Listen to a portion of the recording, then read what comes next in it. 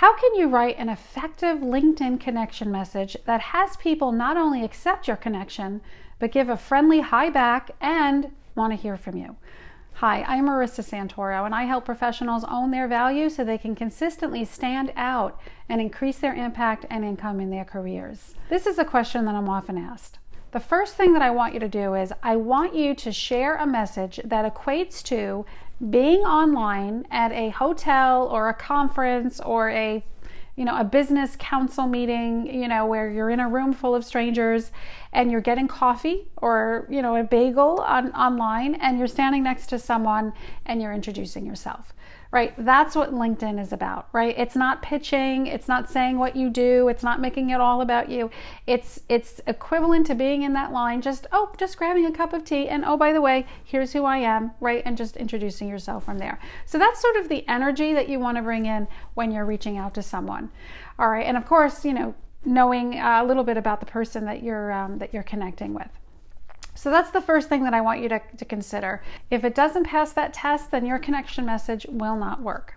All right, now the next thing that I want you to do is I want you to share a little bit about what you noticed about their profile, right? So it's not a general or generic message, right? You have some understanding. You've checked out their experience, the company they work with, maybe the job history. Maybe you worked at the same company in a past life, or maybe even worked together at a past life, right?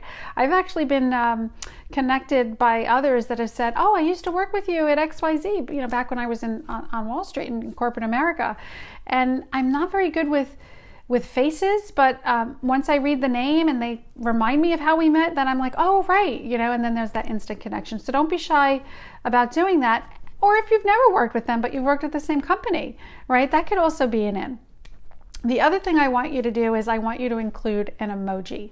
Yes, you heard me right. I want you to include an emoji. So I use a variety of things. It could be like a little waving hand. It could be a rocket ship. It could be, I don't know if it's a star. I mean, whatever resonates with you, right? Just something, it's a little friendly and it gets people's attention. And I always like when I receive emojis, and because we tend to scan our emails and messages these days, it sort of stands out. So it'll definitely stand out if someone's scrolling on their phone and seeing their LinkedIn connection messages, right? Yours is going to be the first one that they go to. So don't be shy with the emojis. It's not tacky. It's there for a reason.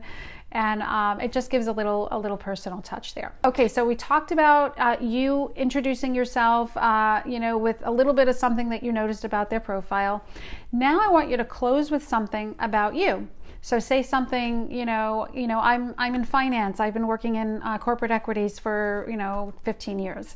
I've been working in financial services, but I just recently switched over to retail, right? Whatever it might be. For me, I'm now in learning and development. I'm a career coach, a corporate leadership trainer, a keynote speaker. So when I introduce myself, I might say, it really depends on the person. I'm a former IT executive, if the person was in tech. Or I might just say, I've transitioned from corporate. I'm now working in learning and development. It really depends on the person, but give it a little bit of a personal touch about where you're at right now.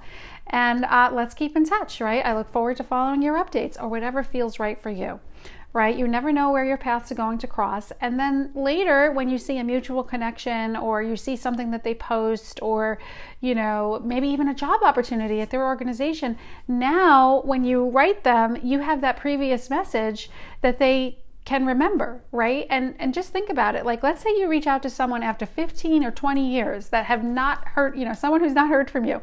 Are they going to remember the conversation that they had back then, or maybe even where they met you? They may not, right? At the end of the day, people remember how they felt about you. That's what's most important. On LinkedIn, if you're reaching out, let's say after 6 months or whatever, right, they'll see that previous message and that exchange. And hopefully if you've made it personable, using some of the tips that I've shared here, they've also already replied back and said, thank you so much, or I look forward to following you, or maybe even ask you a question, right? You never know where our paths may cross.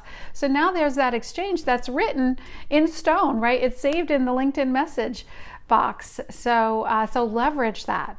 All right, I hope this was helpful. I'm Marissa Santoro with In Our Shoes, and if you like this video, please leave a comment below. All right, thanks so much. Bye now.